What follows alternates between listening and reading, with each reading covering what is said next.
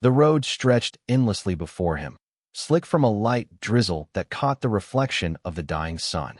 Michael Hayes, a retired soldier with tired eyes and a heart still heavy with ghosts, drove home from the cemetery where his wife rested. The folded flag that once draped her coffin sat on the passenger seat, faded and frayed at the edges, a silent witness to his every journey. He had made that drive hundreds of times, yet the weight of it never lessened. The hum of the engine and the rhythmic wipe of the wipers gave him a fragile sense of calm.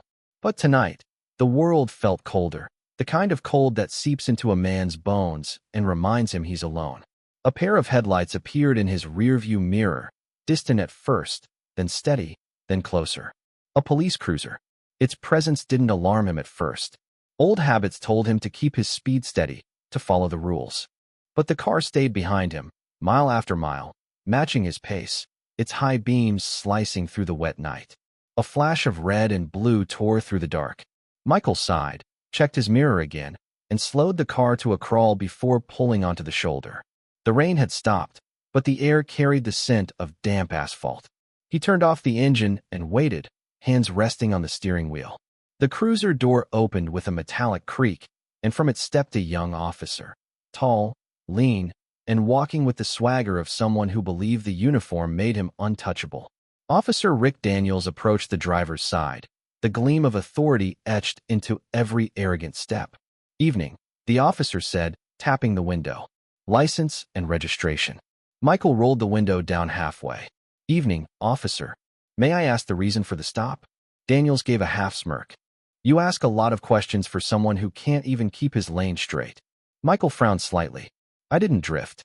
The road's slick. Didn't drift?" Daniels leaned closer, squinting at him. "That's what they all say. Step out of the vehicle." Michael hesitated, confusion flickering across his face. "Is there a problem, officer?" "There will be if you don't listen." Reluctantly, he opened the door and stepped out.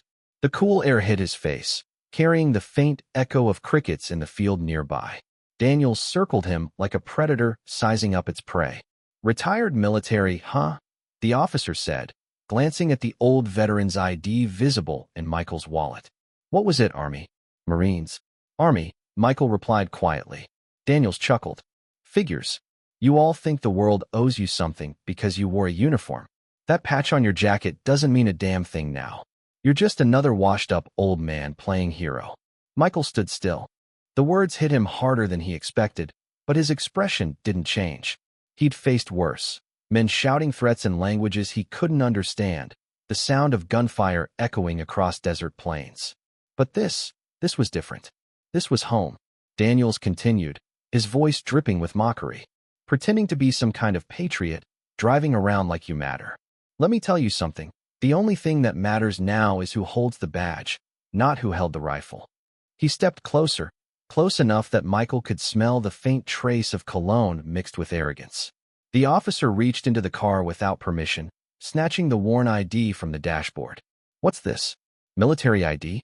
Expired, huh?" Daniels tore it in half and let the pieces fall into the mud. "There. Now it's official." A sharp breath escaped Michael's chest, not of anger, but of memory. The years of service, the friends buried overseas, the promises of respect that never materialized. He stared at the torn card in silence. Daniels laughed, mistaking his restraint for submission. "What? No comeback? No salute? Thought you Army boys loved to stand at attention." Michael slowly raised his head, his eyes locking onto the young officer's face. The silence that followed was heavier than the rain-soaked air around them. "You picked the wrong man today," he said quietly. For a moment, Daniels froze, caught off guard by the calm steel in the older man's tone. There was no threat in the words, only a certainty, a weight of something that went deeper than anger. Daniels scoffed, stepping back. "We'll see about that. Get back in your car. And next time you see lights, remember your place." He turned and walked away, still smirking, kicking a stone as he went. The sound of the cruiser door slamming echoed down the empty road. Moments later, the flashing lights vanished into the distance. Michael remained still beside his car, the cold wind tugging at his jacket.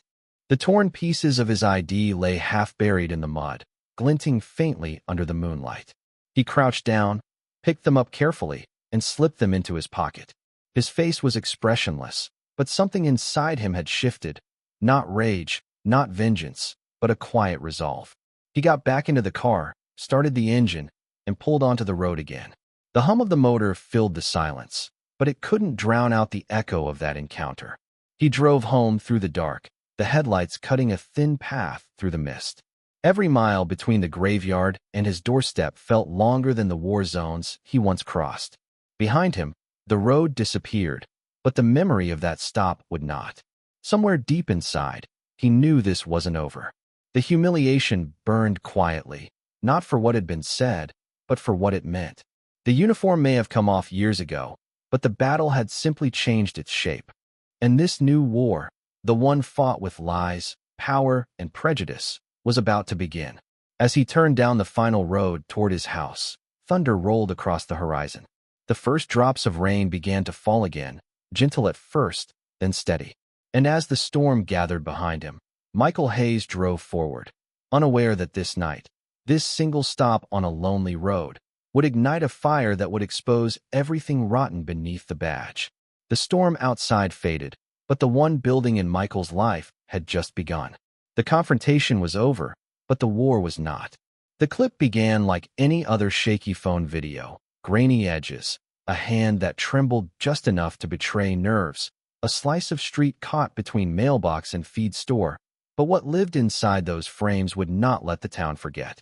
A teenager on a bicycle had stopped at the corner for a soda and, from under a hood, had raised his phone to record what looked like an ordinary traffic stop. He did not look away. Ethan had not meant to become a witness. He had meant only to stay out of trouble. The light had been low that evening, the smell of diesel and wet grass heavy in the air.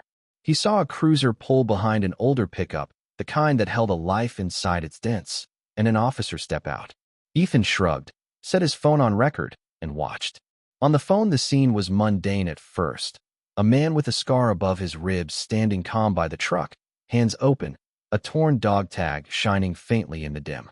The officer walked like someone who expected an audience and wanted applause. He asked for license and registration with a voice that tried to be polite and landed instead in mockery. The teenager kept his camera steady as the officer leaned in, read the veteran identification, and laughed. Then the tear happened. Plastic folded, the thin sound of it snapping under a thumb, a small, dry crack that, in the clip, hit like a breaking bone. The phone captured the motion exactly. The thumb pressing, the card parting, the officer smirking as if he had completed some private joke that only he could understand. In the rear of the frame, a boy watched from a bicycle, shoulders rigid. A passing driver slowed, and the windshield caught the light. The officer snarled something at the older man about playing hero, a phrase that should have landed and died in the air. Instead, it reverberated through a small camera and then into the world. Ethan uploaded the file to a private chat to show his mom. A friend reshared it. A local page picked it up and posted without comment. Within hours, the clip was everywhere. Feeds, timelines, group chats. The footage carried a soundscape that could not be edited out by clever hands. The rhythm of the cruiser alternator, the cadence of the officer's voice, the exact length of silence when the veteran did not strike back. People watched because the video did what good evidence does. It forced the viewer to choose what to feel. The initial rush of reaction favored the man on the shoulder. He stood still while the officer crowed and tore the ID. And the look on his face was not anger so much as a tired, iron steadiness that belonged to people who had seen worse and learned how to stand when storms came. Comments flooded the clip with short lines that read like courtroom testimony. He did not move. He kept his hands visible. That officer is out of line. A phrase began to bloom in the feeds overnight. Something simple and unadorned. Respect. People wrote about grandfathers and uncles, about flags folded in basements, about the sudden shame they felt watching a badge used like a cudgel. The department tried a quick counterpunch. Within hours, an official statement arrived online, written in a tone designed to calm rather than to answer. The public relations line mentioned a routine stop and claimed an officer had acted appropriately under stressful conditions. The department posted a short clip it called the original dashcam footage, cleaner, slicker, with a different workup of sound and a missing slice of the moment when the veteran's card had been folded. The caption suggested an alternate reading. Michael Hayes had been aggressive. The sheriff's office requested patience while it conducted a thorough review. That was how spin worked. A few words rearranged and a photograph taken at the right angle could turn a simple scene into a question. The department's cut was engineered to raise doubt. It removed the sharp noise of the tear. It slowed a shoulder here, accelerated a step there, and slid the veteran's comm into a frame where it could be described as stalling or verbally confrontational. The clip landed in timelines with the weight of authority.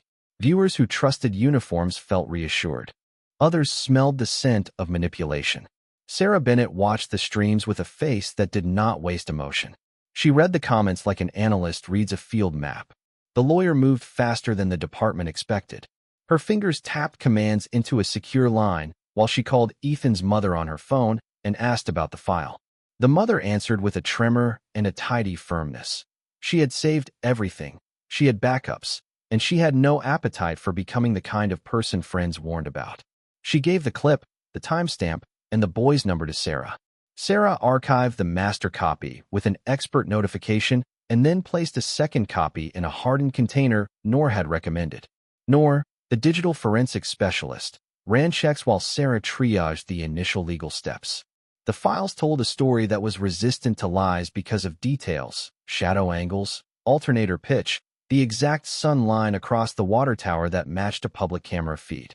The forensics matched the video to the place and time with a crispness that left little room for the department's obfuscation. The public, however, did not experience evidence in triage form. It saw a clip, felt outrage, and then listened to what the loudest voice told it. The department's spin found its audiences. Conservative commentators asked if viral outrage had made people forget about due process. Internet trolls dug into old interviews from Michael Hayes' deployment, pulled quotes where he spoke candidly about nights that would not let him sleep, and rebranded those lines into ammunition. That thread unfurled quickly. Old comments about trauma were repurposed as proof of instability. The chorus shifted from "he was wronged" to "he is unstable" with a speed that looked like hunger. The local tabloid went further. It printed a late-night photo from the cemetery with an eyebrow-raising headline, an exploitative framing of grief meant to cut the man at the nerves.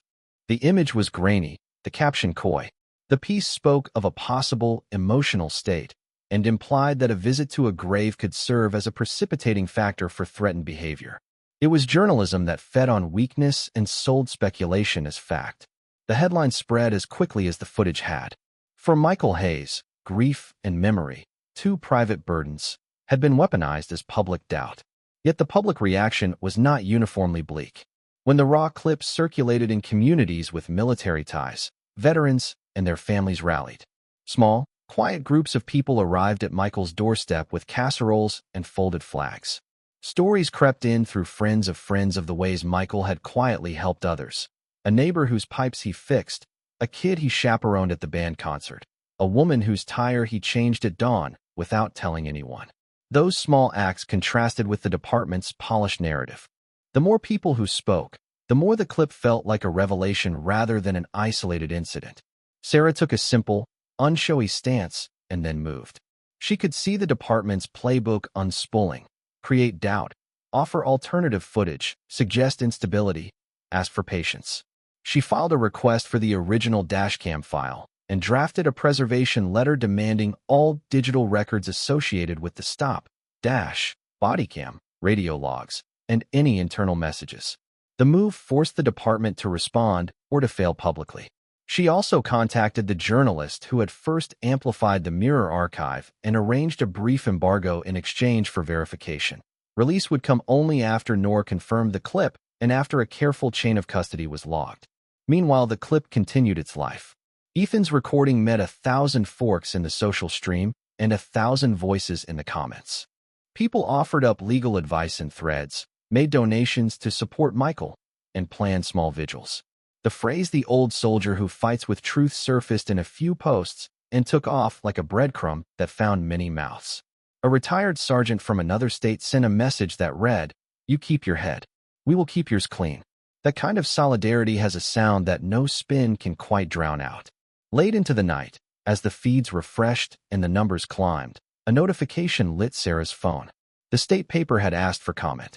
The national outlet that respected verification had scheduled a call for dawn. Ethan's mother slept with her phone on the nightstand. Michael sat at his kitchen table with the torn halves of his veteran ID folded like a small relic and the soft glow of the laptop painting his face. He did not rage. He planned. "The internet is loud," Sarah told him in the quiet that followed. Words that did not pretend to be comfort so much as order. "We will not let them shape this without evidence." Michael folded his hands on the table and said, voice level, "If they want a war, they will get one." In court, the sentence landed as a promise and a warning. It was not spectacle.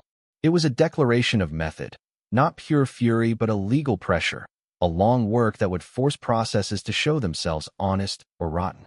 That night, a small group of people with different skills and different scars aligned around that sentence. Lawyer, forensics expert, whistleblower contacts, a young witness with a steady thumb, and their quiet agreement spread into action. The department's spin machines continued to whir. The union called for calm and accused social media of being a mob. The sheriff's office asked for patience.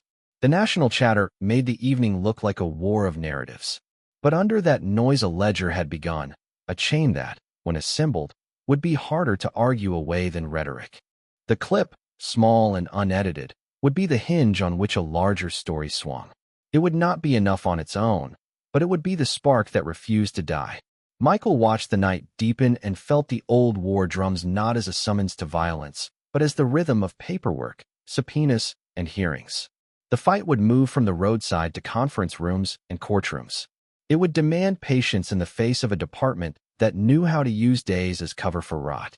He folded the torn ID into an envelope, wrote the date on it in block letters, and put it in a drawer with the other small things that tell the truth of a life. Outside, tweets multiplied like bright, insistent insects. Inside, the plan uncoiled with the deliberate calm of people who knew the cost of a lonely stand. The next morning would bring lawyers, journalists, and a louder world. For now, the clip lived in feeds and hearts. The officer's arrogance had sparked outrage. The veteran's dignity had won quiet loyalty. The line Michael had spoken at the table would be the line he kept. If they want a war, he would give them one in court. The sentence moved from kitchen to courtroom in the shape of a promise that would not be forgotten. The morning after the post arrived like a cold wind that would not quit. Michael Hayes woke to a feed full of his name, 100 variations of the same clip, and a town that felt suddenly both smaller and more crowded. The county paper ran the scene on its front page, a raw screenshot of the moment the veteran's card split. Social platforms looped the tear like a stuttering heartbeat. People who had never spoken publicly about police stops wrote paragraphs with careful outrage. Others wrote shorter things, sharp and insult-driven, the kind that land like pebbles and keep men awake. A county deputy came to the door before breakfast. His uniform was neat, his movements practiced, the script already rehearsed. He read a small notice that used the word temporary with a kind of smug comfort. Chief Wallace had placed Officer Rick Daniels on administrative leave pending an internal review. The department's social account posted the same line and an image of the chief with shoulders square and eyes composed. The language was built for press conferences and for podcast hosts who prefer calm over truth. The leave mattered on paper. Outside of paper, different things moved. People inside the building smelled danger. Men whose careers rested on routines and small favors counted the cost in quiet rooms.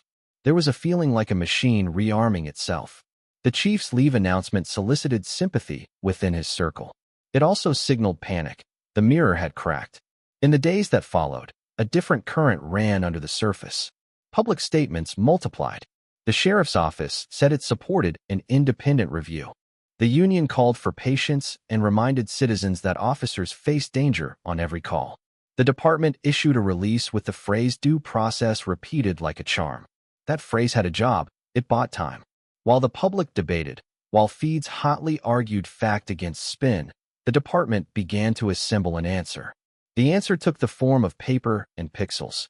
A junior sergeant, new to the town and eager to please, found the fast route to favor. He drafted a supplemental report with language that shifted the tilt of events. It suggested that Mr. Hayes had been uncooperative, had raised his voice, and had moved toward the officer in a threatening way. The report used the word "alleged" many times, which made the accusation feel softer and more credible at once. Then the narrative moved into the press by way of friendly channels, an outlet that liked the department's version and had a history of treating official releases as translation rather than challenge. The comfortable thing for the department was to craft an alternate story and pulse it into circulation. The comfortable thing is always the first tool of power.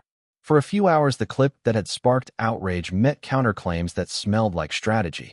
People who trusted badges felt reassured. People who watched the raw video felt a second stinging. The truth can be argued into doubt with enough confident words. Sarah Bennett watched the points fall into place like a squad lining up for a sweep. She read the supplemental report and then read it again. Her mouth pinched. She was not in the habit of wasting lines on emotion. She had been a lawyer long enough to know two things.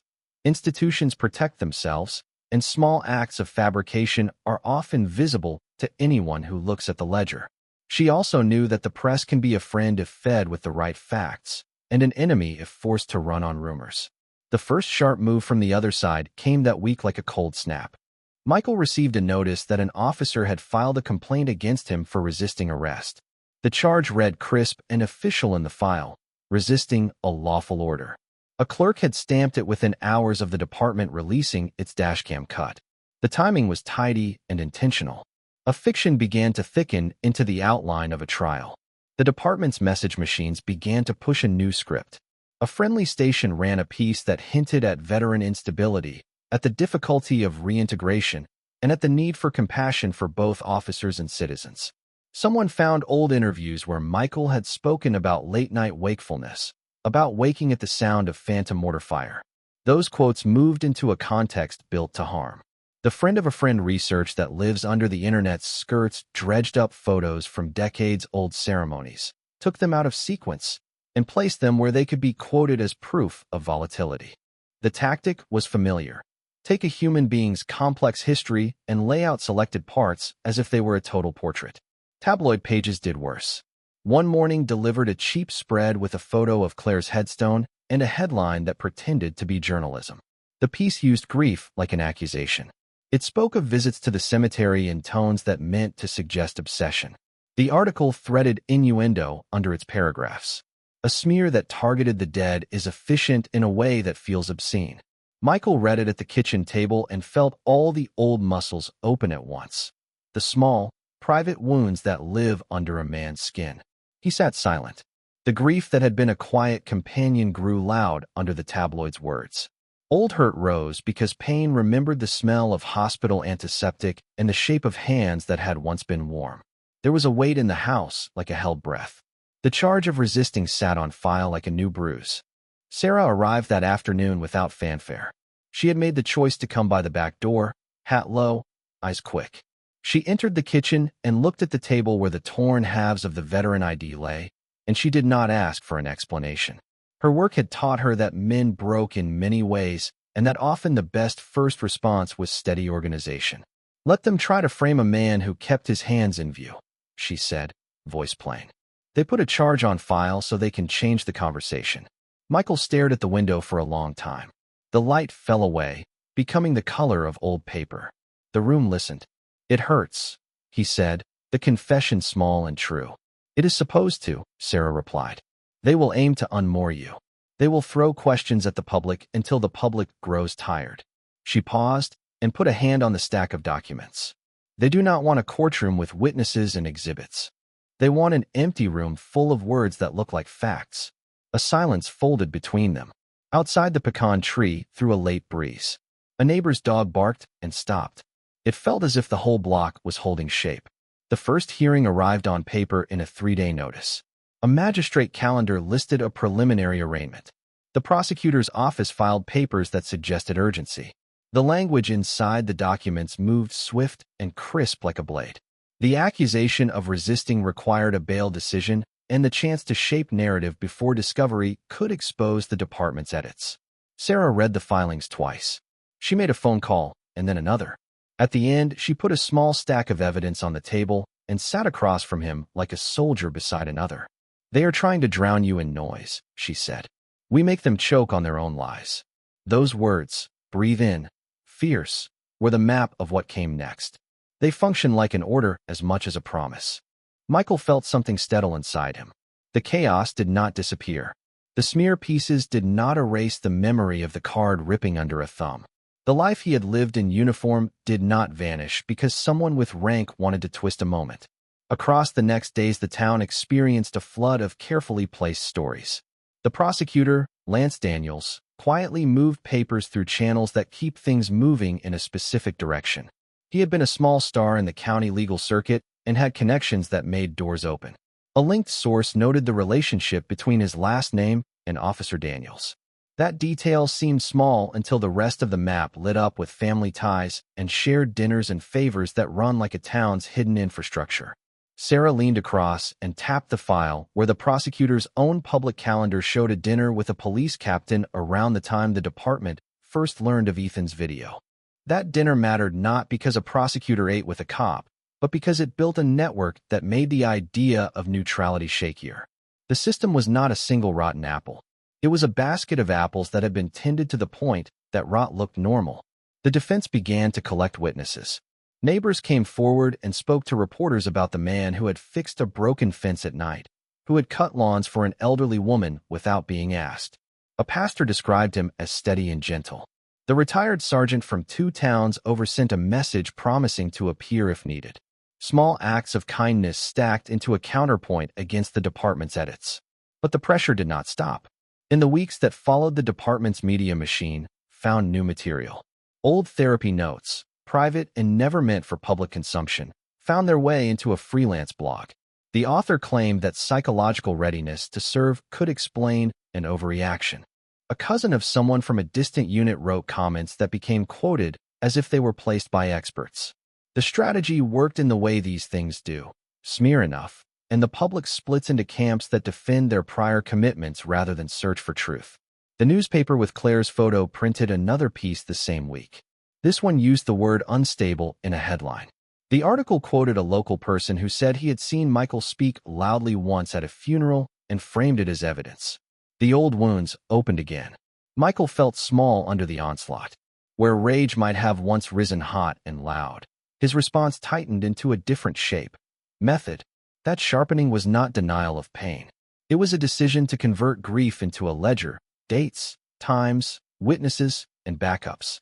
Pain made the list longer, but it also lent the list iron. Sarah organized the ledger like a field plan.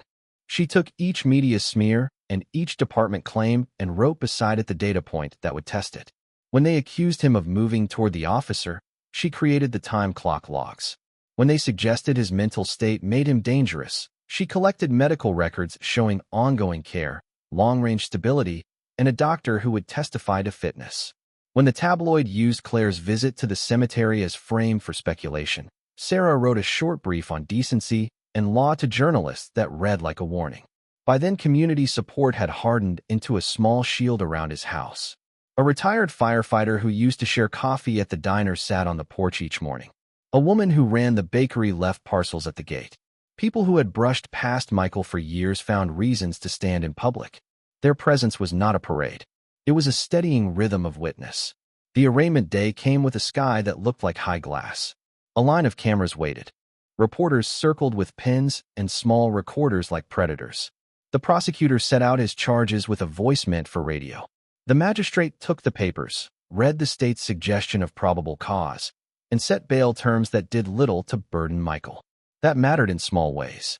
It let him leave the courthouse walking rather than being dragged. Outside, Sarah spoke to the press with a tone that had calculation behind it. "We will not be bullied," she said. "We will demand full discovery and preservation." She did not claim the moral high ground as rhetoric. She used law as a tool. Her language was not loud but precise, and that precision met the loudness of the department.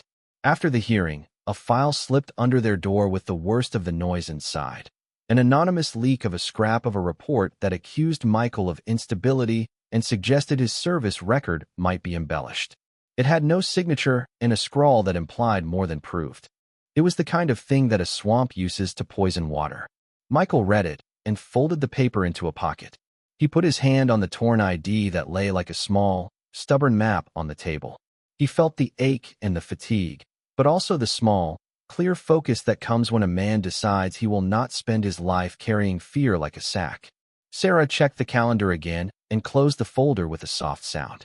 They opened a door for themselves, she said. We will walk through it with witnesses and with dates, and with the kind of patience that breaks falsehoods. He looked at her, and then at the file. The war had moved from the roadside to the paper trail.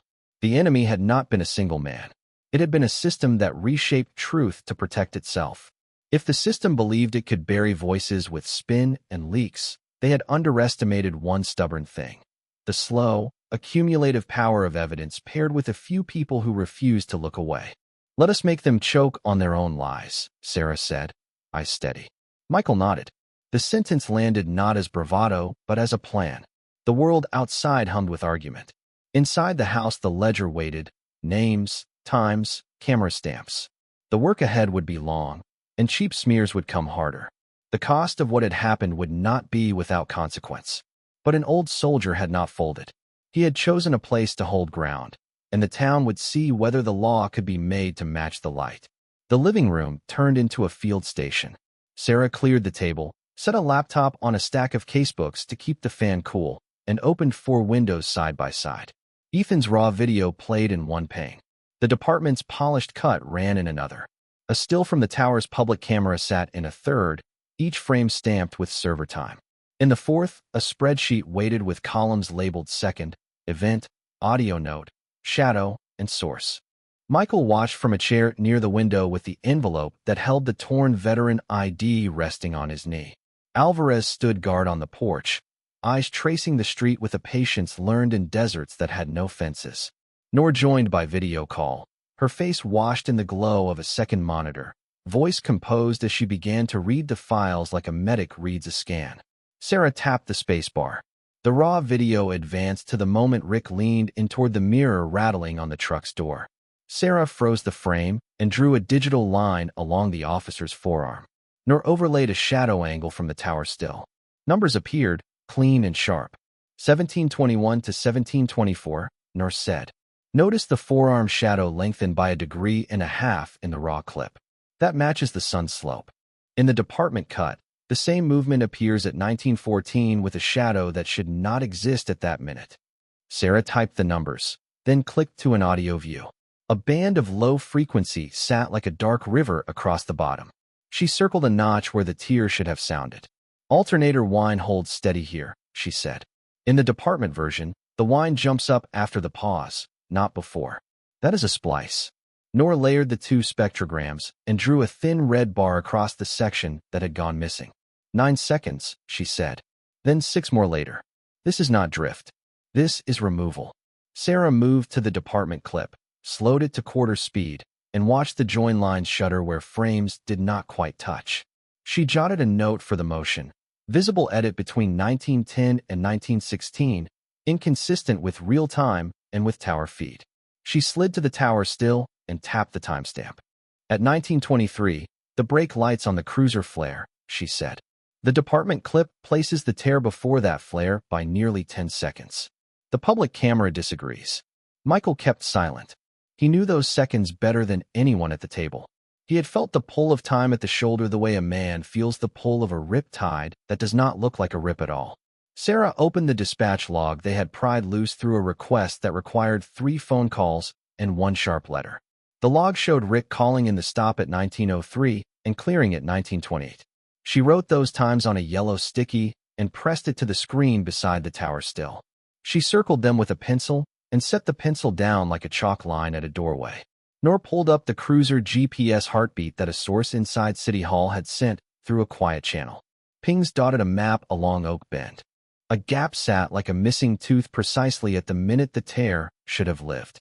The laptop handshake vanishes at 1922, she said. It returns at 1924. The tower did not hiccup. The cruiser did. Sarah added that to the ledger. Audio notch. Shadow angle. Tower flare. Dispatch bookends. GPS gap. She looked at the list and nodded once. Arithmetic is a quiet ally. It cares nothing for swagger. By midnight, the spreadsheet had grown into a timeline that no man could move without leaving fingerprints.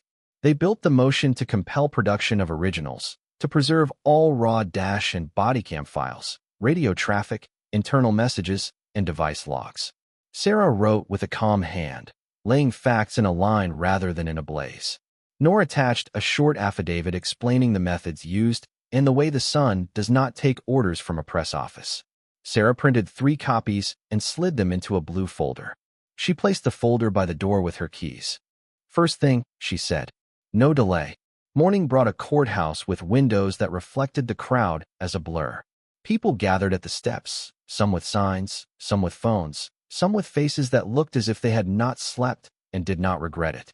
Inside, the hallway smelled like paper warmed by old radiators. The clerk took the filing with a lift of the brow, stamped the corner, and carried the motion into a back room with a door that closed without a sound. They waited in the gallery. The judge assigned to motions took the bench with a brisk nod. Sarah rose and stated the relief sought. She spoke in clean lines. She pointed to the timeline, to the tower still, to the list of seconds that had vanished and the way the department's cut moved the tear out of its home. She did not accuse the court. She accused the math of being stubborn, and that made the words harder to ignore. The prosecutor stood for the state. He introduced himself as Lance Daniels. The last name landed like a small hammer in the quiet. Whispers ran down the wooden benches. Lance did not flinch. He had the look of a man who has never been told to sit down in a room like this. He smiled toward the bench and spoke in a tone meant to soothe. "Premature," he said. "The department is already reviewing. The defense seeks to litigate in the press.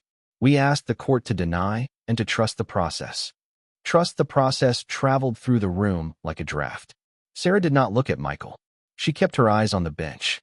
"A preservation order harms no one," she said. "It protects evidence. If the state intends good faith, such an order is merely a belt on suspenders." The judge tapped a pen. He did not look like a man interested in suspenders. He looked like a man who wanted his docket to clear and his lunch to arrive warm. "Motion denied," he said. "This court will not insert itself into administrative review." The words landed heavy and dull. A breath escaped from the crowd. Sarah's jaw tightened by a degree. She asked for a written ruling, received a nod, and sat. Outside in the corridor, the sound changed. Reporters leaned on trim and asked questions designed to pull sparks. Sarah gave nothing to the hallway and everything to the appeal. She began to draft in the margin of her own motion. Michael studied Lance as the prosecutor passed. Lance met his gaze for a beat too long, as if to let the name do part of the talking. Back at the house, the war room returned to life. Nor pushed a new file through, a string of internal complaint entries tied to Rick, all stamped unfounded by a captain who had coached him in Little League. Next to each entry sat a note that read bodycam unavailable or complainant failed to appear. The pattern did not prove every accusation. It did show a system that treated repeat smoke as fog to be waved away rather than as a sign to check for flame. Sarah pinned a sheet of butcher paper to the wall and drew lines that connected names. The chief to the captain to Rick, Rick to Lance, Lance to the chief again at a fundraiser photo printed 3 years ago. She did not treat it as a conspiracy board. She treated it as a family tree for influence. She circled the last name at the center. The cousin line was not rumor. Property records and wedding programs do not lie. Michael watched the lines form.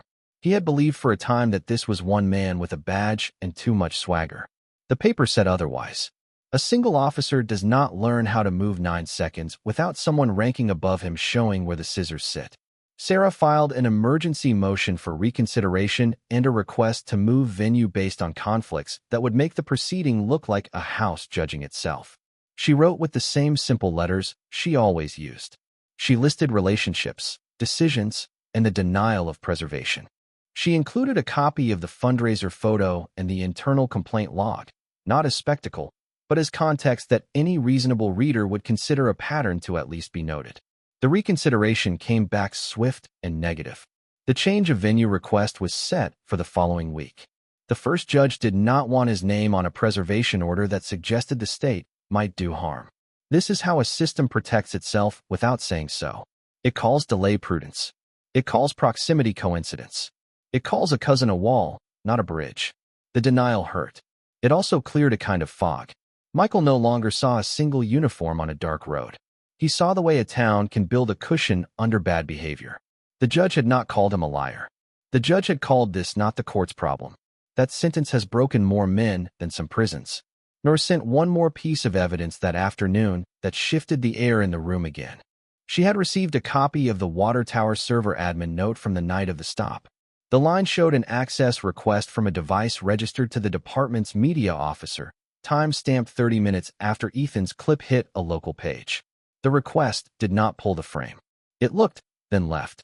It suggested eyes inside the building had checked the tower camera before drafting the official cut and had chosen to ignore what the tower showed. Sarah added that to the next brief with a short description. State actor checked independent time source and released clip that contradicted that time. She did not write the word lied. She did not need it. They tried again in court. Different day, same bench, a thicker crowd. Sarah laid out the new facts, the server note, the complaint pattern, the cousin tie, the way 9 seconds had vanished, and the way the alternator hum gave away the splice. Lance spoke again about patience and process. His face maintained that small smile that men use when they believe a room belongs to them. The judge leaned back and offered a thin lecture on not trying cases in public and not assuming bad faith. Denied. A murmur ran through the benches. Sarah did not let the murmur turn into a wave. She stood and asked for a schedule that would force the state to produce at least an index. The judge set a date weeks away and looked relieved to have something that sounded like compromise. In the hallway afterward, a reporter asked Michael if he still believed the system would hear him. He did not answer the question. He asked a different one. How many seconds can a man lose before the world decides he is not missing anything at all? The reporter blinked and wrote it down. Back at the war room, the board had grown into a geometry of linkages. Alvarez returned from the porch with a list of plate numbers from cars that had parked too long outside and came back too often. Sarah passed the list to a contact at the Attorney General's office she still trusted. Trust is a small currency. Spend too much of it, and the account runs dry. She spent 1 coin, nor compiled a packet for 2 journalists who had displayed care. The packet contained only math, not adjectives. It walked them from the tear to the tower. It marked the 9 seconds that kept returning as if to insist upon themselves. It pointed to the way the department had checked the tower and then pretended the tower had not spoken. Michael stood at the sink and watched the late light angle across the counter. The envelope with the torn card lay open. He touched the plastic and felt again the little sound the rip had made, a small dry crack that had begun to echo through rooms that had never expected to hear it. He finally understood that this was not about a badge on a road. It was about a town that had grown used to the idea that certain men could buy extra seconds for themselves and take seconds away from others as a perk. Sarah packed up for the night and paused at the door. The room was a map of proof and pressure. The court had refused to look. That refusal had told her where to aim next. She lowered her voice, not because she feared ears, but because certain lines prefer a smaller stage. Then we expose all of them. Publicly. The courthouse air carried the tension of 1,000 whispered arguments. Reporters lined the hallway, notebooks poised, camera lights blinking like restless stars. The hearing of State versus Hayes had drawn more attention than anyone expected, and for the first time, the department's shield of quiet control began to look fragile. Inside the courtroom, wooden benches creaked under the weight of spectators. Veterans in pressed jackets sat beside activists and local families who had driven from distant towns just to see whether the truth could still win inside walls like these. The clerk's voice echoed as she called the case. Michael Hayes sat at the defense table, posture straight, uniform memories invisible but palpable. He wore a plain gray suit, no medals, no fanfare. His eyes never left the front of the room. On the other side, Rick Daniels lounged in the witness seat, smirk plastered on his face, the kind of grin men wear when they believe they can lie and get away with it. His lawyer whispered something into his ear. He nodded and adjusted his tie as if that small act could grant him dignity. Sarah Bennett sat beside Michael, her files stacked in disciplined rows. She did not glance at Rick. Her focus was the rhythm of the case, the flow of words that could either bury her client or free him. The prosecutor, Lance Daniels, Rick's cousin, was already standing, addressing the jury with a voice polished by years of pretending conviction. "Ladies and gentlemen," he began, "what you've seen online is not the full story. The internet is not a courtroom. My client, Officer Daniels, acted within the law. The defendant, Mr. Hayes, resisted lawful instructions. The department's internal review confirms it. He turned slightly, gesturing toward Rick like a man unveiling a portrait. This officer has served with distinction for 8 years. His only mistake was trusting that decency would not be twisted into scandal. The words landed with practiced confidence.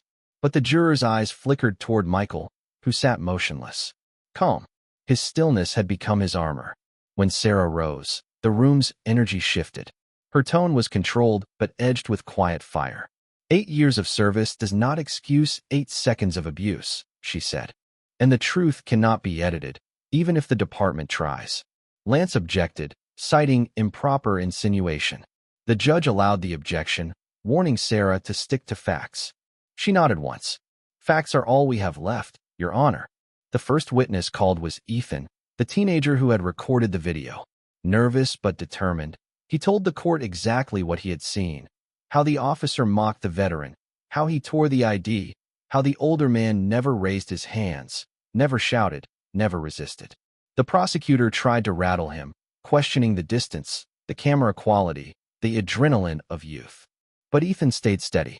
I saw what I saw, he said, and I filmed it because nobody else would believe it. Sarah smiled faintly. That will be enough. Thank you. When Rick took the stand, the tension in the courtroom turned electric. He straightened his tie again, looking at the jurors as though they were his audience.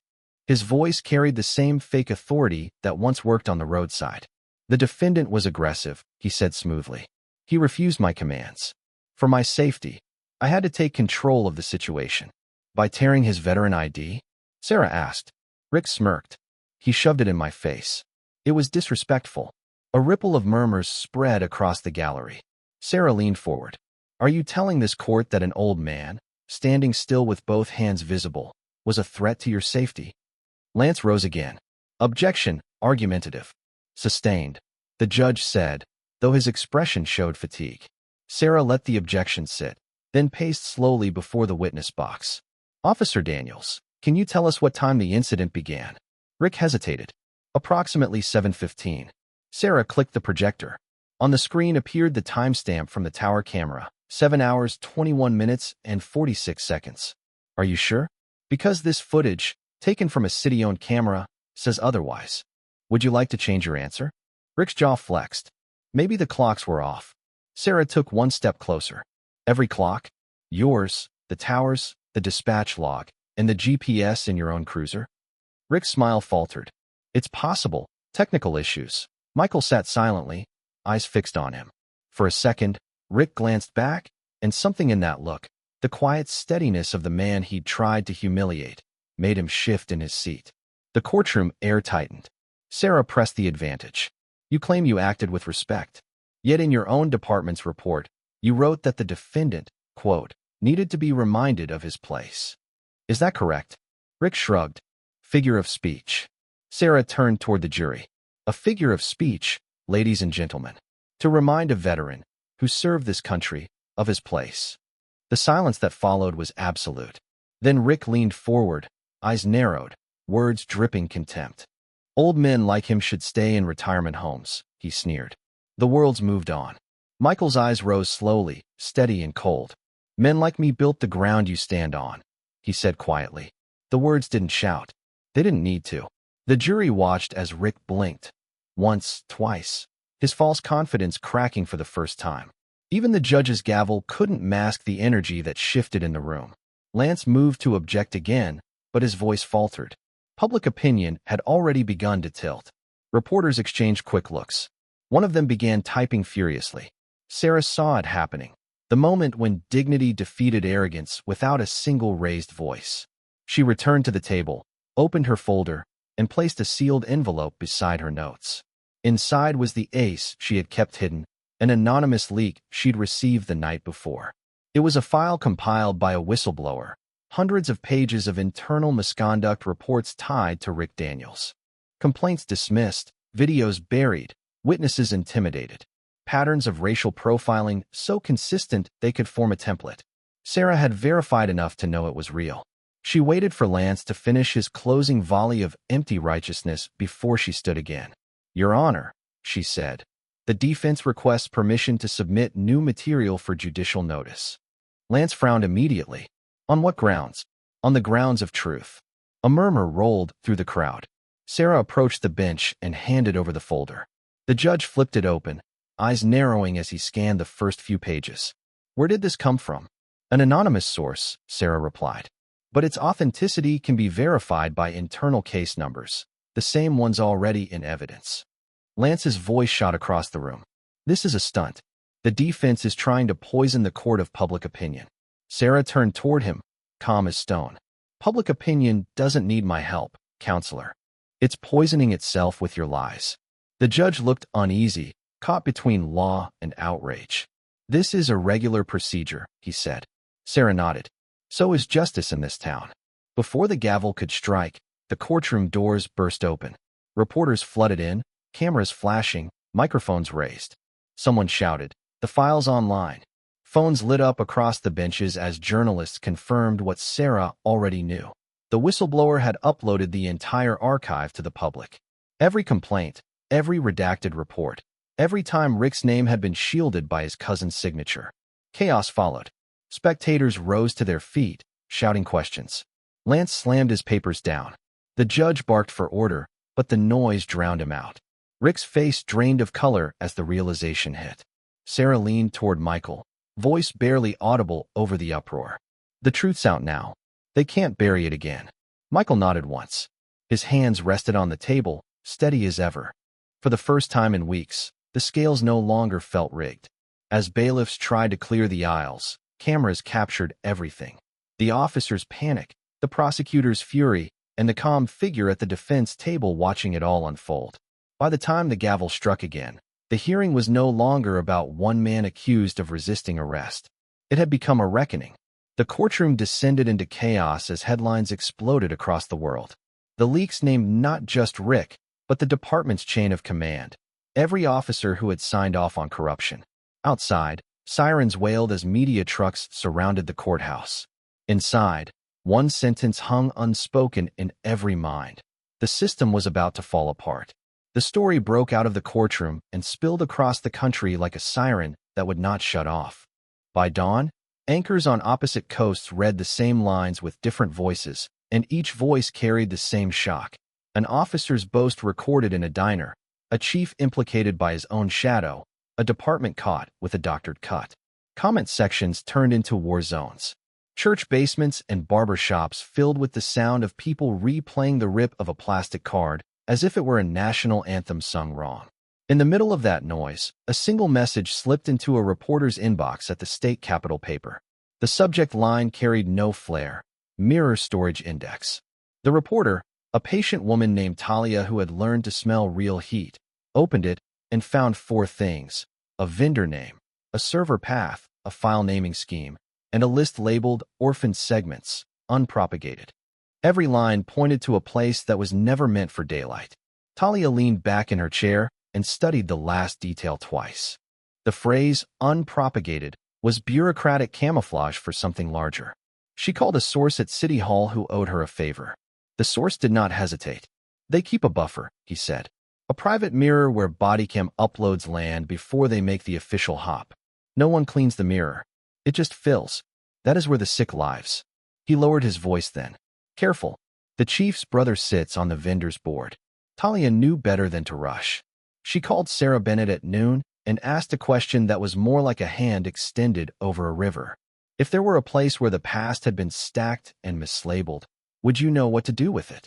Sarah did not waste syllables. Yes. Talia said she would set up an introduction on a channel that did not leave a fingerprint. Within an hour, a burner account pinged Sarah with a time and a drop point. By twilight, a small meeting played out in a parking garage beneath a shuttered mall, fluorescent lights buzzing like tired insects. A compact man in a baseball cap rolled a case from his trunk to Sarah's. He did not shake hands. He read a hash from a paper and waited for a voice on Sarah's phone to repeat it. Nora's voice did so with a calm that steadied the scene. The man shut his trunk and did not look back. In the living room that had become a war room, the case opened with a satisfying click. Inside lay 2 rugged drives and a folded printout. Nora's face filled a laptop screen, glasses reflecting a storm of file paths. Alvarez checked the windows and then the locks, the habits of old deployments sitting on his shoulders like a coat he would never shed. When the first drive mounted, the room inhaled. A directory tree unfurled on the monitor. Year, month, shift code, unit tag. A plain text index followed, longer than anyone wanted to see. Sarah typed the letters R. Daniels into the find box. 74 matches. She did not smile. She simply opened the first. The clip showed a bike stop that never should have happened.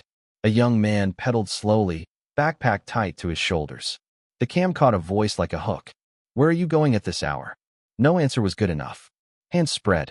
Pockets turned. Nothing found. A smirk. "Next time, keep it quick." The boy's eyes did not rise above the cruiser's grill. The second clip shifted tone, but not shape. A teenager sat on a curb, shoes wet, breath visible in the cold. Rick's voice leaned in with a slur disguised as a joke. The laugh that followed tasted stale even through a speaker. In the next file, a woman at a bus stop asked why she had been pulled from her seat. The answer was a lie with a badge attached. Another file showed a glove that palmed a bag that did not exist in the world until a cut hit its birth. Nor said, "Back 2 seconds," and the forensic pause landed like a blow. The left hand flashed white before any search took place. They watched until the room felt crowded with strangers who did not know they were being used as props in a private theater. A carnival night appeared, 2 officers leaning against a fence with paper cups. Rick dropped a line about keeping certain kids off the rides. His partner laughed like a man who had never been recorded while the world turned. He had been recorded. Sarah did not narrate. She took notes, timestamps, badge tags, and any line that revealed more than a clip meant to show, nor built a ledger with columns for pattern, phrase, and device ID. Each entry stacked into a shape larger than individual shame. This was not a single rotten branch. It was a tree planted in bad soil and watered by men who liked how the fruit tasted when no one watched them eat. By midnight, the file count had become a weight. Sarah pushed back from the table and rubbed the bridge of her nose. "We cannot dump this," she said. "We cannot turn people into exhibits. We do not run a carnival. We build a record." Nor agreed.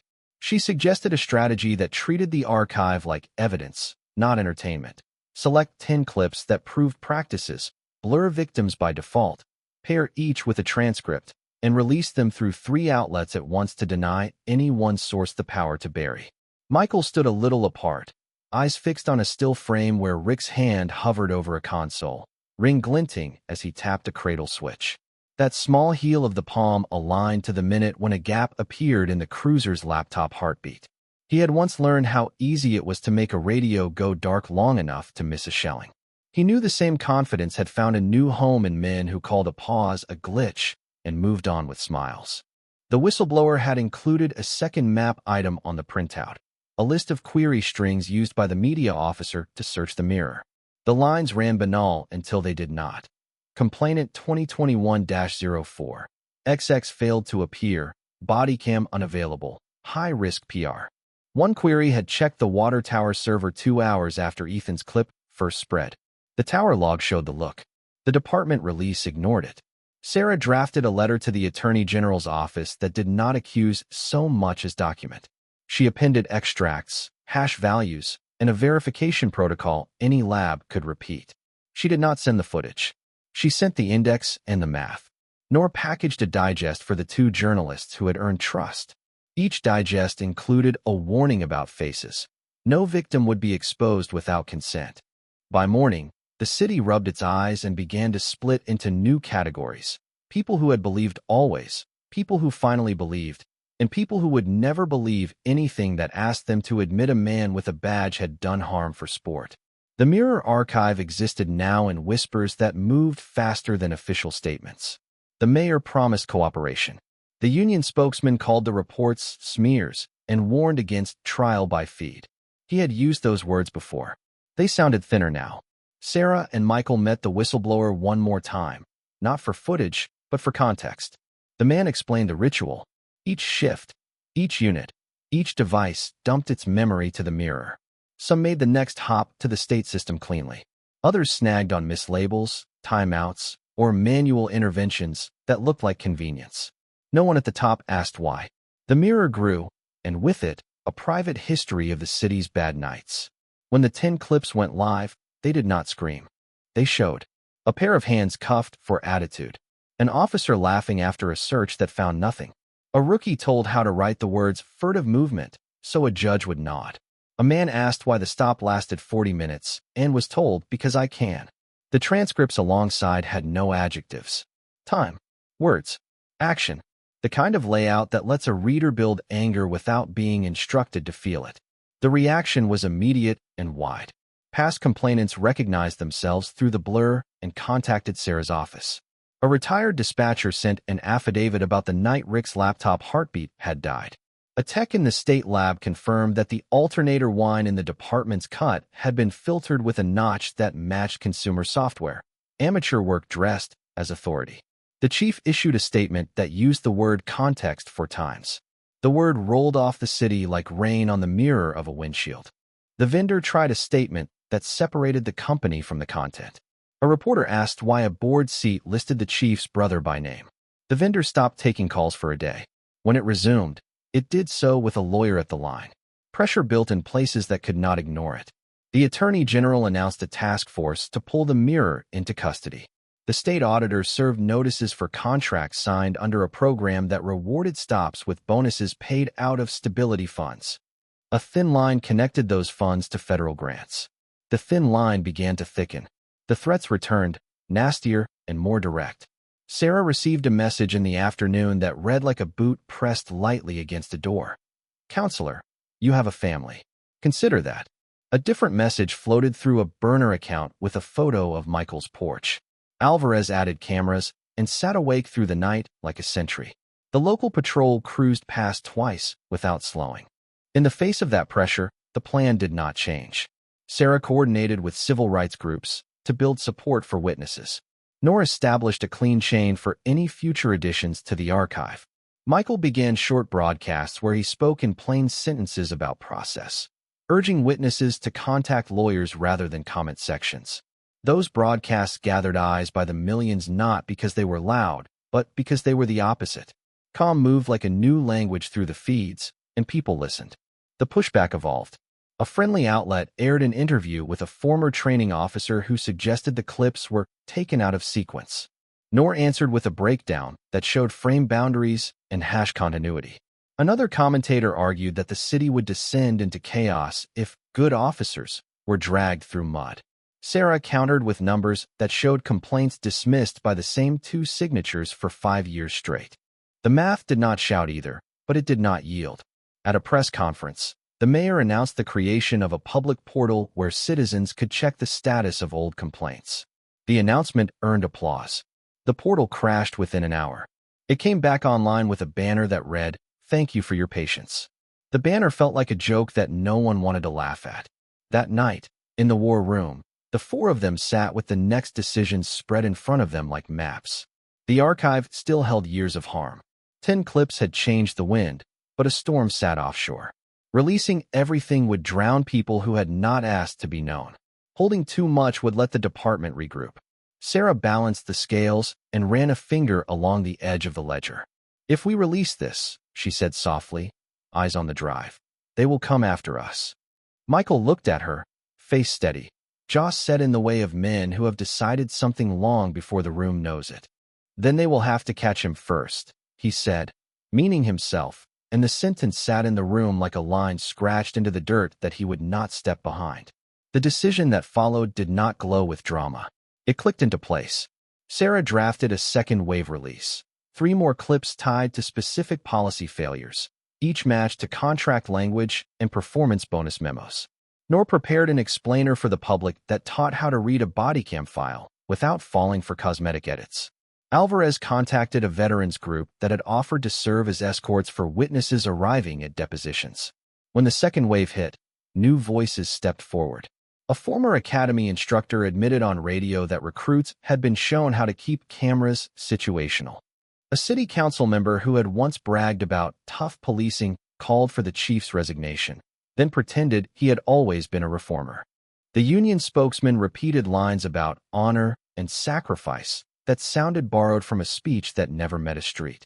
And then the indictment landed where few had expected it this early. A grand jury returned counts against Rick for falsification and against the chief for conspiracy to obstruct. The announcement did not end anything. It did change the sentence structure of the city's days. Men who had once walked through doors without looking at hinges began to notice the sound those hinges made. On the night that news fell, the war room grew very quiet. Michael stood by the window. Sarah rested her hand on the drives as if they were living things that needed calming. Nor sat with a list of next steps, not looking at the comments that now called a team of 4 by a name the internet had gifted them. Alvarez walked the perimeter once and returned with the same old nod he used when he had checked a line and found it held. Outside, the neighborhood looked normal. Inside, a city had changed. Not enough. Never enough. But more than anyone had predicted when a teenager steadied a phone on a cold night and refused to blink. Talia published one more story before dawn. It explained, without embellishment, how a mirror meant for temporary storage had become a cemetery for inconvenient truths. It named the vendor and the board ties. It named the public money that had sluiced into a bonus pool that rewarded stops without regard for justice. The headline did not roar. It simply read, "What the Mirror Kept." In the final paragraph, Talia wrote a single short line that moved like a spark. There is no such thing as an orphan segment when a city decides to face what it has hidden. That sentence traveled. So did the clips. So did the faces of people who would not be named unless they asked to be. The archive would not solve the city. The courts would not fix a country. But for a moment, inside one living room turned war room, the arithmetic of truth had organized itself into something that no press office could erase. The next fight would be harder. The next threats would be sharper. The next court would test patience in new ways. Sarah closed the laptop and looked at Michael. "Tomorrow," she said. He nodded. Tomorrow waited, and for once it felt like a day to walk into rather than a wall. By midsummer, the storm turned personal. What had been fought in press conferences and hearing rooms now came home in paint and fire. One morning, neighbors found Michael's fence covered in slurs that bled down the planks like open wounds. By afternoon, someone poured fuel across the hood of his truck and lit it. The explosion flattened the quiet street. By the time firefighters arrived, only a black shell remained. The same badge number that had once humiliated him now appeared scrawled across the driveway in red spray paint. Detectives arrived late, their questions mechanical. They promised to look into it, took photos, and left behind the smell of burnt rubber and disbelief. Sarah urged Michael to move into her spare apartment until things cooled. He refused. "If I leave now," he said, "they win twice." That night he cleaned the driveway himself, pressure washing until the letters faded into runoff. Alvarez stood watch from the porch, hand resting on the railing like a rifle sling. The neighbors watched too, not sure whether to help or to stay out of a fight larger than any one block. When the smoke cleared, Michael made a decision that changed the shape of the battle. He set up an old camera in the living room, pointed it at his desk, and hit go live. His first stream lasted 8 minutes. He spoke softly, explaining the court documents, the evidence the public never saw, and the reason he refused to disappear. "They can burn what I own," he said, "but not what I know." The video reached 100,000 views overnight. Within a week, he streamed every evening. Updates, witness statements, breakdowns of police filings. People tuned in from every time zone. Veterans recognized the calm cadence of a field report. Activists saw proof that patience could sound like thunder. A hashtag formed on its own. #OldSoldierTruth. Trolls came too, flooding comments with threats and insults. But every time one shouted, 100 voices shouted back in defense. Donations poured in for legal costs. Students offered to transcribe hearings. Artists painted murals of his burned truck with the words "He fights with truth" written above the smoke. Sarah watched the phenomenon grow with cautious admiration. "You are turning transparency into a weapon," she told him. "That scares them more than any headline." "Good," he said. "Let them be scared for once." The backlash worsened. Anonymous calls at 3 a.m. Heavy footsteps outside the gate. A dead crow left on the porch one morning, wings spread neatly, as if arranged by hand. Alvarez found the camera that recorded it, a cheap wireless model, taped under the mailbox. The local patrol promised to forward it to cybercrimes. Nothing followed. Sarah, Noor, and Alvarez built contingency plans. They mirrored all evidence to 3 encrypted drives stored in separate cities. They rehearsed what to do if one of them disappeared for more than 24 hours. nor set up an automated upload that sent documents to a cloud vault every midnight. No password reuse, no single point of failure. Their war room looked less like a living room now and more like a command center for survival. Despite the fear, Michael's broadcasts became steadier. He invited veterans to share their own stories about harassment during traffic stops, about being told they looked suspicious in the country they had served. The comment sections filled with testimonies that built into a collective indictment of silence. Mainstream outlets began to quote him directly, treating his live streams as official statements. The department responded with counter-narratives. Anonymous sources whispered about his mental instability, hinting at PTSD. They leaked fragments of his old service records, omitting context. But each smear backfired. Viewers who had followed his calm delivery saw the lies for what they were. A week later, his channel passed 2 million subscribers. He used none of the donations for himself. Every cent went into legal fees and veteran outreach. The story was no longer just his. It had become a movement stitched together by outrage and quiet dignity. On a Friday evening, Sarah joined one of the streams. The chat exploded in greeting. She sat beside him, explaining the next phase of the case, civil suits, subpoenas, and the slow machinery of accountability. When she finished, she looked directly into the camera. "Truth has weight," she said. "We are just making sure it lands where it should." The stream ended on a rare moment of laughter when Alvarez, off-screen, muttered about needing stronger coffee for the long haul. Viewers clipped the line and turned it into a meme. Coffee for truth. That night, when Sarah returned home, she found a new message waiting in her private inbox. No sender name, just a single sentence in block capitals. Drop the case or end up like him. The cursor blinked beneath it, as if waiting for her reply. She stared at the words for a long time before powering the screen off. Outside her window, sirens wailed somewhere distant and did not stop. The threat marked the beginning of the next assault. Whoever had burned the truck had not finished. And for the first time, the war they had chosen to fight in daylight was about to slip back into the dark. The silence after the threat stretched for days. Sarah had kept the message to herself at first, hoping it was a bluff. But when Alvarez spotted an unmarked sedan tailing him twice in one night, she knew the warning wasn't idle. They were being watched. Michael reacted differently. He shut down his live streams, claiming exhaustion. His followers flooded his page with concern, demanding updates. The sudden quiet looked like retreat, but it wasn't. It was bait.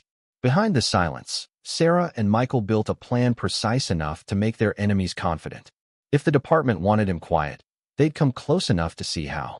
They picked a small roadside diner outside town, the kind that smelled of burnt coffee and old secrets. Michael made sure word of his withdrawal reached the right ears. A sympathetic reporter accidentally overheard him say he was ready to settle, that he'd had enough of the circus. The leak spread fast, and within 48 hours, Michael received a call from an untraceable number. The voice was familiar, Rick Daniels. Smooth, arrogant, dripping with victory. "Let's talk, old man," Rick said. "Off the record. I think you've done enough damage. Maybe we can make all this disappear." Michael kept his tone flat. "Name the place." "Peg's Diner, out by the 14. Noon. Come alone." The line clicked dead. Sarah was ready before sunrise. Nor set up the recording equipment, a custom transmitter hidden inside Michael's watch, linked to a phone that would upload the footage to a private drive the moment it ended. Alvarez waited 2 blocks from the diner, parked in an old sedan with a long-lens camera on the seat beside him. "Once you sit down, keep him talking," Sarah told Michael. "He'll want to gloat. Let him." Michael buttoned his jacket, eyes distant. Men like him always do. The diner looked like a memory, faded red booths, flickering neon sign. Rick was already there, uniform casual, confidence intact. He gestured to the booth opposite. "Didn't think you'd actually show." "Curiosity's a hard habit to kill," Michael replied. Rick leaned back, grinning. "You could have walked away a free man. Instead, you turned yourself into a sideshow. Do you even know what it's like to have everyone you work with look at you like you're the villain? You brought this on yourself." Michael didn't answer. He wanted Rick talking. Rick sipped his coffee, the smirk widening. "You think that video matters? You think some edited clip and a few angry bloggers can touch us? We've been doing this long before your name meant anything. You can bury a veteran easier than a bad headline. People forget." Michael's watch blinked once, Recording stable. He let the silence stretch, forcing Rick to fill it. You know the best part? Rick continued, lowering his voice. That file dump everyone keeps quoting? The one your lawyer's bragging about? We let it happen. It was old junk. Half those complaints were already dead on paper. You think you hurt the department? You only made us stronger. Michael tilted his head. So this was damage control. Rick smiled. Exactly. Controlled chaos. You'll fade out. The noise will move on, and the chief will keep his chair. Always does. At the mention of the chief, Michael caught something. A flicker in Rick's eyes, too quick to hide. He's the one calling the shots, isn't he? Rick froze for half a second before smirking again. You don't get it, do you? That threat your girlfriend got? That wasn't me. That was the top of the food chain. Michael's jaw tightened, but his voice stayed level. The chief sent that? Rick shrugged. Let's just say he doesn't like people who forget where they stand. Michael nodded slowly. And you don't mind throwing him under the bus? Rick laughed, loud enough for the waitress to glance over. He'd do the same to me. Everyone covers their own back. That's how it works. Outside, Alvarez's camera clicked in intervals, catching Rick's expression through the diner window. Sarah, listening through an earpiece, scribbled timestamps on a pad. The moment Rick said chief, she underlined it twice. Michael let the conversation wander, feigning resignation. Maybe you're right, he said. Maybe I'm too old for this fight. Rick leaned forward, victorious. Good. Because if you're smart, you'll disappear. The chief's patient, but not that patient. The watch blinked twice. Upload complete. Sarah's voice came through faintly in his ear. We've got it. Michael stood up. You know, Rick, he said, placing a few dollars on the table. When I was in uniform, we used to have a saying. Truth never stays buried. It just waits for daylight. Rick smirked. Then you'd better pray it stays dark. Michael walked out without another word. The sun outside hit his face like victory. Back at the war room, Sarah played the recording 3 times. Each repetition made it heavier. Rick bragging about burying veterans, confessing the chief's role, admitting to controlled leaks. The arrogance turned into evidence. Nor clipped key moments, synced the timestamps, and verified the audio through the diner's CCTV feed that Alvarez had quietly pulled. It matched perfectly. This is it, Sarah said. This ends them. Not yet, Michael replied. It ends when everyone sees it. They debated the risk. Uploading the footage meant total exposure. No redactions, no edits, just the raw, uncut confession. Sarah warned him what would follow: threats, lawsuits, possible arrests under recording without consent. Michael only said, if I fall, they fall with me. That night, he went live again for the first time in weeks. The title was simple: The Conversation They Never Wanted You to Hear. Millions tuned in within minutes. The screen showed only Michael's face, lit by the glow of the monitor. His voice was calm. There comes a time when silence becomes permission. Tonight, I will not be silent. Then he pressed play. Rick's laughter filled the stream. His voice, dripping with arrogance, rolled through every speaker and phone across the country. The phrases hit like gunfire. Bury a veteran. Controlled chaos. The chief's patient. Every word stripped away the department's facade. Sarah watched the viewer count climb past 5 million, then 10. Hashtags multiplied.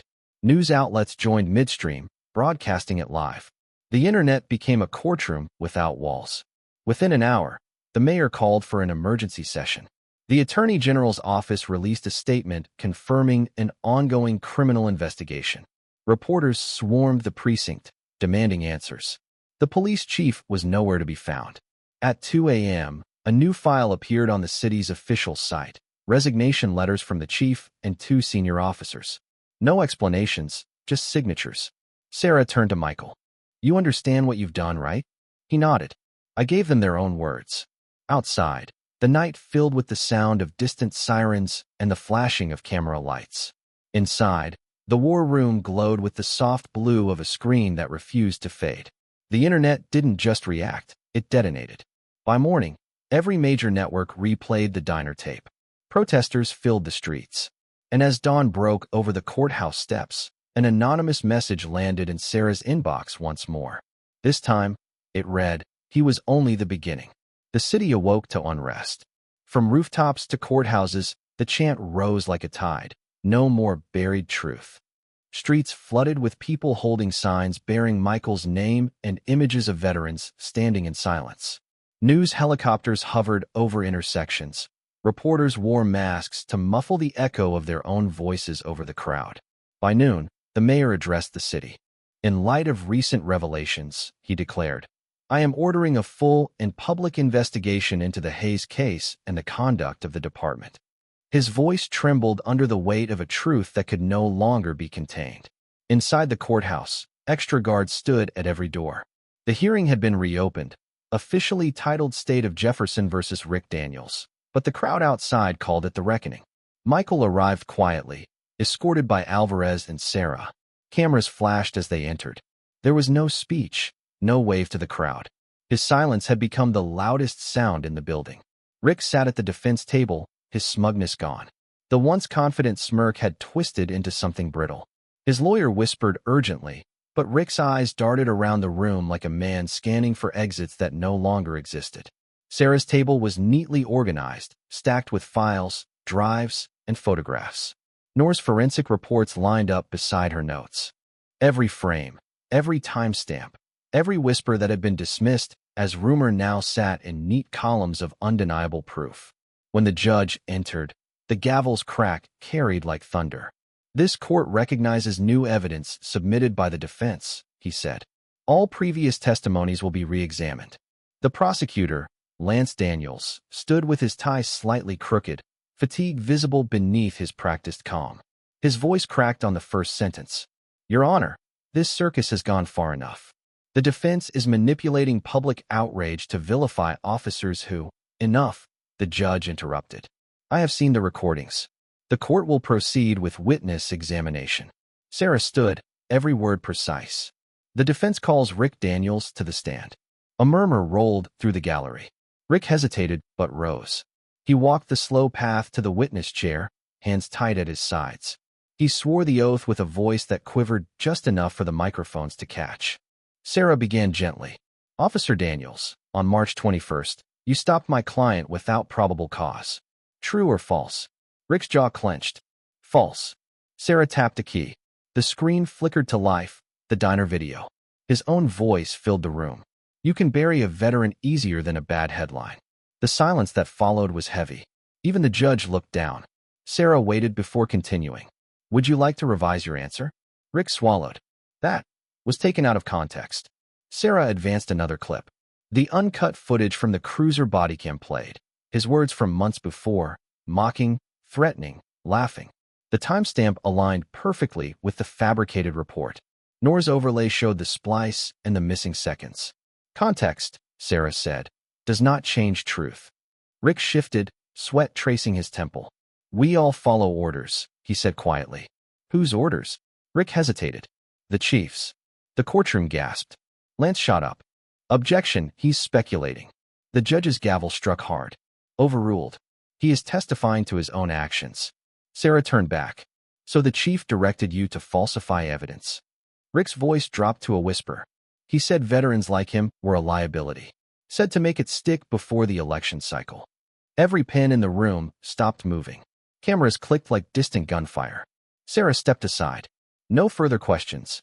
Lance rose, eyes burning with desperation. Officer Daniels, isn't it true that you were coerced into this confession? That this entire leak was orchestrated by a social media campaign? Rick cut him off. No, it's true. His voice cracked. All of it. Lance froze. For the first time, the mask slipped. The blood drained from his face as Rick's words sealed not only his fate, but his cousin's. Sarah turned toward the bench. Your Honor, the defense moves to admit full transcripts of the whistleblower files, authenticated and verified by 2 independent labs.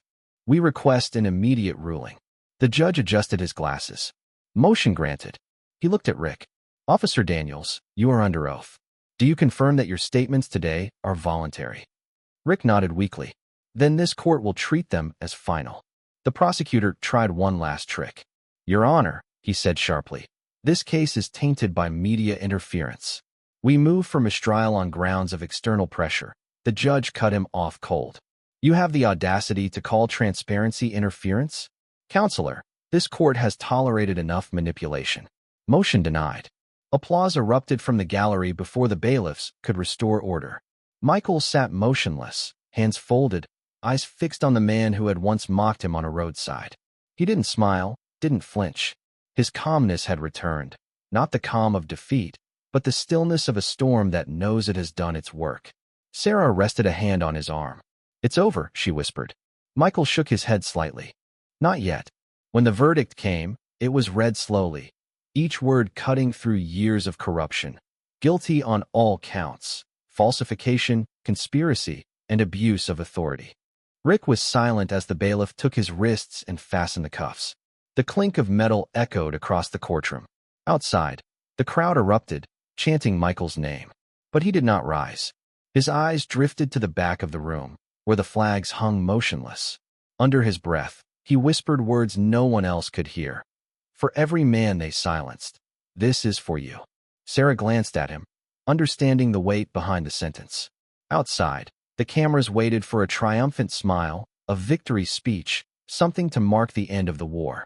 But when Michael finally stepped through the courthouse doors, his face carried neither joy nor relief, only exhaustion.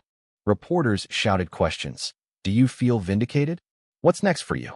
He simply said, "No one wins in a war of truth." Then he walked through the crowd without looking back. That night, the city glowed with candlelight vigils, songs of gratitude, and banners proclaiming justice for Hayes. But inside Michael's small house, the silence returned. The walls smelled faintly of smoke, a memory of the fire they had once used to scare him.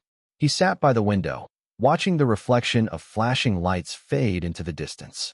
The victory had come, but at a cost no one else could see. When Rick was led away in cuffs, the crowd cheered. But Michael didn't smile. The war had ended on paper, yet inside him, it lived on. The truth had triumphed, but peace, once lost, never fully returns. The plaza was quieter than it had been in weeks. The crowd had thinned to a crescent of faces, candles still cupped in careful hands, phones lifted not to shout, but to listen. A small stage stood in the shadow of City Hall, nothing grand. A single mic, a folding podium, a flag that did not move. News vans idled at the curb. Drones hovered in a lazy circle overhead. The hour did not matter anymore. The city had learned to watch at any hour. Michael Hayes stepped up without entourage or flourish. He wore the same gray suit he had worn in court, pressed but plain. Alvarez stood a few paces behind him. Sarah and North stood to his left, arms crossed, eyes fixed on the crowd. The mayor waited off to the side, restless, a pen twisting between his fingers. The attorney general's liaison checked a phone, then slid it into a pocket and looked down. No applause greeted Michael. He had never asked for applause. He placed both hands on the edge of the podium, looked over the rows of faces, and let the quiet stretch until it steadied. "My name is Michael Hayes," he said. His voice carried without strain. "I am a citizen of this city. I came home from a roadside one night with a torn card and a choice. I chose to speak." He did not thank anyone. He did not recount every headline. He laid a sheet of paper on the podium, not to read, but to anchor his hands. "What has been uncovered in the last months is not a collection of bad nights," he said. "It is a structure. It rewarded numbers over justice, speed over judgment, loyalty over law. It was not contained by a precinct or a block. It reached farther."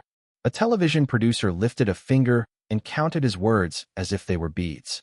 Reporters leaned forward on their toes. The drones dipped slightly. "Public records now show a pipeline," Michael continued. "Tone even. Grants labeled for community stabilization were routed into bonus pools tied to arrest totals. The more stops, the more cash. That design turned people into points. It shaped decisions at 2 in the morning on empty streets. It also shaped careers." He did not look at the mayor. He did not need to. The line had been drawn on paper that the mayor had signed, even if the mayor pretended not to remember the pen. "The program operated under a friendly name," he said. "On paper, it sounded careful. In practice, it paid men to be rough and paid offices to say nothing." Reports that contradicted the numbers were moved to mirrors, mislabeled, or buried under phrases like pending review and context needed. The public was told to wait. The weight became a lever. People were pushed off it and told they had fallen. He paused and let the wind move across the square. It felt like the city had shifted its weight and was trying not to show it. Some of you asked me this week whether I feel proud, he said. I feel grateful to the ones who did the hard work. A teenager who recorded when no one asked him to. A journalist who read a file name as if it held a map. A lawyer who will not let a door close without a foot against it. A specialist who treats seconds like evidence. A soldier who stood at my gate at 3 in the morning and refused to blink. Their names matter. Mine is just the one you have heard most. Camera lights brightened. Several faces in the front row lowered, not from shame, but from the weight of a compliment they felt belonged to someone else. Some of you called me a hero, he said. I do not accept that. Heroes are not those who fight wars. Heroes are those who stop them. The words did not swell. They sank, as if the stone of them had dropped into a lake and the ripples were not meant for cheering. A few hands clapped anyway. The sound faded quickly. He straightened the sheet of paper again without looking down at it. Men will spend years arguing over what today means, he said. They will argue over policy names and budget lines, and who should have said something sooner. They can do that if they want. The thing that matters does not need argument. It needs daylight. The documents that went public today are plain. Contract numbers. Bonus formulas. Signature blocks. They show money going where it was never promised to go. Nor slid a thumb across her phone. A secure release ticked over to public at that moment. 3 outlets received the same bundle. The Attorney General's office received a 4th, clocked and hashed. Michael did not announce the release. He just kept speaking. You have heard me say that the truth does not need a weapon. It only needs a voice. That voice belonged to many of you long before mine. People in this square told the same story for years and were told they were angry, mistaken, bitter. The difference today is proof. Proof moves slow, then all at once. A man in the 3rd row lowered his sign and looked at his son. A woman on the edge of the plaza took her mother's hand. The drones rose a few feet as if the air had changed density. Michael took one more breath, and the mic caught the faintest catch in it. I want to speak to the ones who did not live to see this part, he said. To the ones who stood on the shoulder and kept their hands open and were told to close their mouths. To the ones who signed a paper because they were tired and then carried that paper like a stain. To the families who watched a man come home quiet and thought he had lost his pride when what he lost was his belief that anyone would listen. Today is not the end of their story. It is only the page with the proof. He stepped back half a pace and looked down at the sheet for the first time. It held a list of names. He did not read them. He folded the paper once and slid it into his inside pocket. I will not be giving more statements, he said. I am going to visit my wife now. He left the podium. No anthem played. The mayor took one involuntary step as if to follow, then stopped. The crowd did not chant. It made a sound that did not have a word, something between approval and release. Alvarez fell in at Michael's shoulder. Sarah and Nor watched him go and did not move to catch up. This part belonged to him alone. The cemetery lay under an afternoon sky that had pulled its color back into a pale sheet. The oak tree that guarded Claire's stone had thickened by another ring in the months since the first night. Its roots ran wide under the grass. Michael parked at the gravel lane and walked the last stretch with the folded papers tucked against his chest. He did not speak when he reached her. He stood and let the quiet settle. Birds moved in the high branches like a conversation a man could hear but would never interrupt. He knelt and placed the small stack beside the vase. The certified transcripts, the judge's signed orders, the letter from the Attorney General's office acknowledging receipt of evidence, the auditor's notice to recover misused funds. The pages looked out of place against the stone and the cut grass, like parts of a machine that had been carried into a chapel by mistake. He did not push them flush with the marker. He left them at a slant, as if even now the papers were trying to find the right angle. He touched the top page once, not to pat it as if it were a dog, but to fix it there in his mind, to make it part of the resting place. Claire, he said softly, barely above breath. It is done.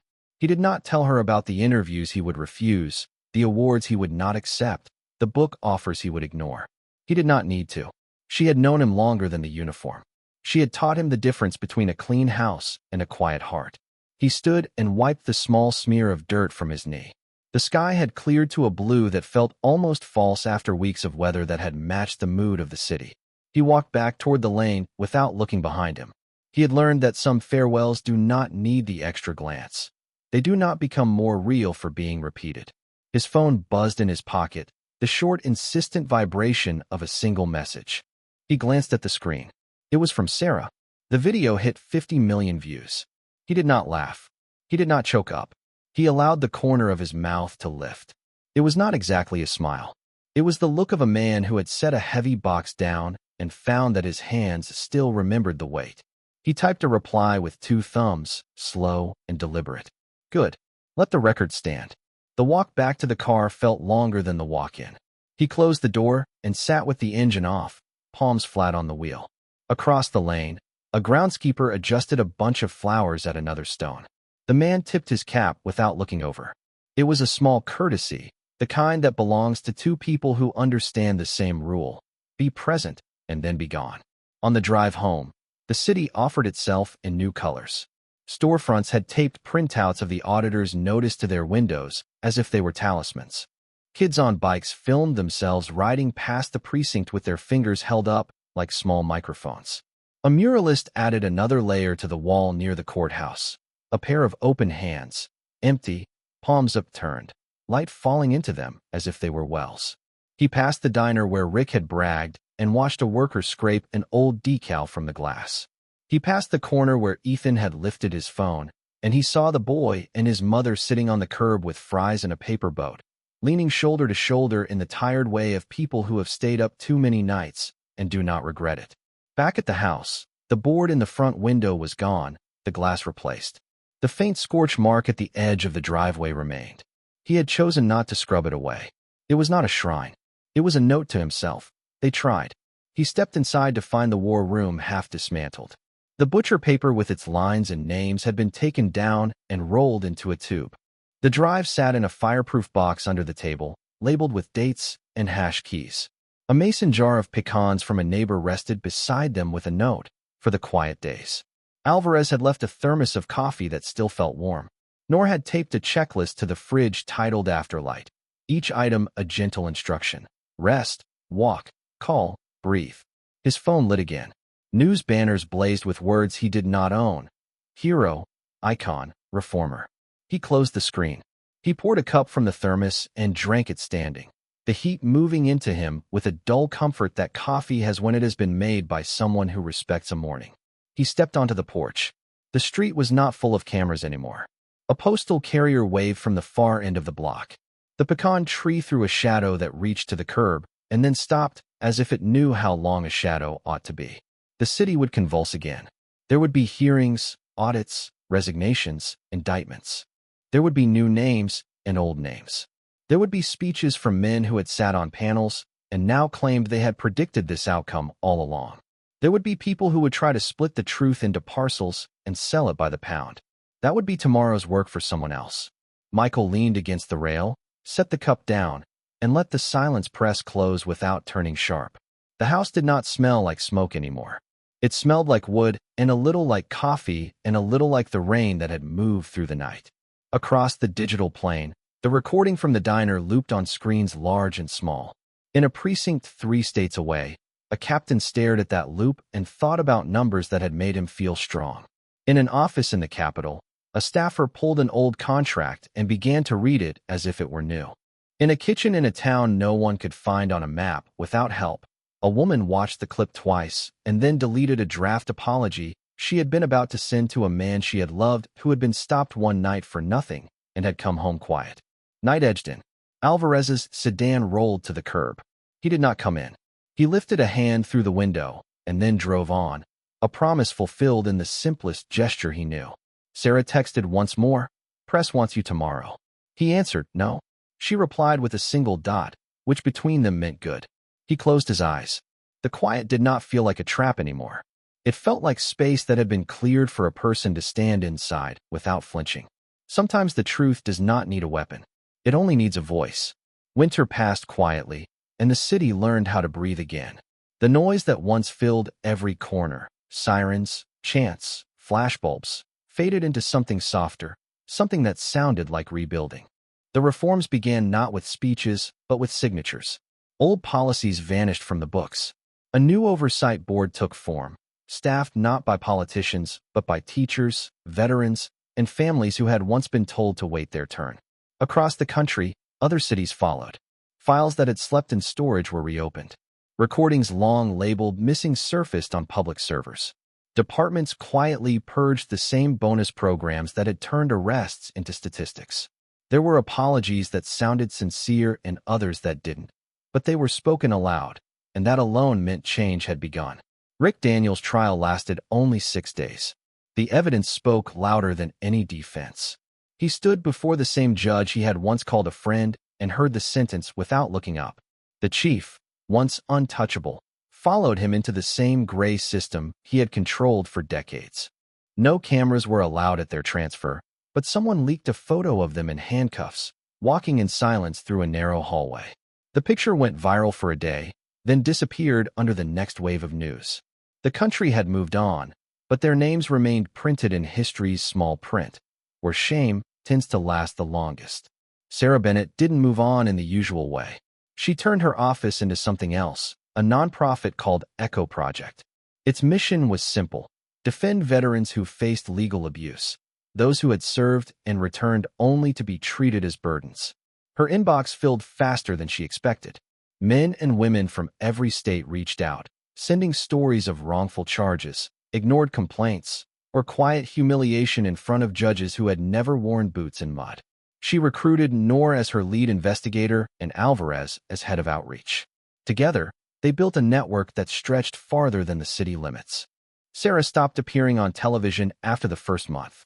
She refused the invitations, the awards, the magazine covers. She said the story didn't need new chapters, it needed new endings. Michael Hayes rarely left his home now. The once burned fence had been rebuilt, the scorch marks still faintly visible but left untouched by his choice. Sometimes he'd sit on the porch with a cup of coffee, watching the light crawl across the boards, thinking of how quiet could once again sound like safety. The livestream equipment sat packed in a box by the wall. He never sold it, never threw it away. It was part of him now, proof that even one voice could shake a mountain. He still received letters. Some from strangers who called him a hero, others from veterans who said his fight had reminded them that dignity could still be reclaimed. He answered every one by hand, his handwriting slow but steady. The first sentence was always the same: "You are not alone." Sarah visited often, bringing updates about new cases. "We're making progress," she'd say, setting a stack of reports on his table. One by one. Michael would nod. "It was never supposed to end with me," he'd reply. One afternoon, a local reporter came to interview him for a documentary. She was young, nervous, respectful. "Mr. Hayes," she asked, "if you could go back, would you do it all again?" Michael thought for a long time before answering. Every battle has two costs, the one you expect and the one you discover later. I knew the first. I am still paying the second. But yes, I would. The reporter pressed record again, asking him to define what peace felt like after everything. Michael's answer came slow, each word deliberate. "Peace isn't silence," he said. "It's when the noise finally means something." That night, he sat by the window as rain traced small rivers down the glass. Across the room, the framed photograph of Claire, the one taken before his first deployment, reflected the glow of the streetlight. He stood, took the picture in his hands, and spoke softly to the empty air. "You'd laugh at all this," he said.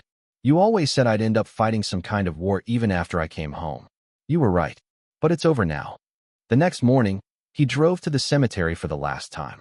The path was damp from rain, the air thick with the smell of cedar. He brought nothing but a single flower and a folded sheet of paper. When he reached Claire's grave, he placed the flower beside the headstone, unfolded the paper, and began to read. It was a letter he had written the night the verdict came in. No grand declarations, no speeches, just a quiet confession of everything the war had cost and everything it had returned. "I fought 2 wars, the letter said. One for my country, one for my honor. Only one of them gave me peace." He folded the paper back, tucked it into the space beneath her name, and stood for a long time. The clouds broke enough to let one shaft of sunlight fall directly on the stone. It stayed there as he turned away. When he reached the car, his phone buzzed, a message from Sarah. The Echo Project just won its first case. He smiled faintly, the same small, tired smile that had once followed his last live stream. Then he whispered what he had learned, the truth that had survived all the noise. Sometimes the war doesn't end, but sometimes you walk away from it anyway. He started the engine, drove down the narrow road, and let the sunlight follow him until the trees swallowed the path. And for the first time in years, the silence felt earned. I went to war twice, once for my country, once for my honor. Only one of them gave me peace.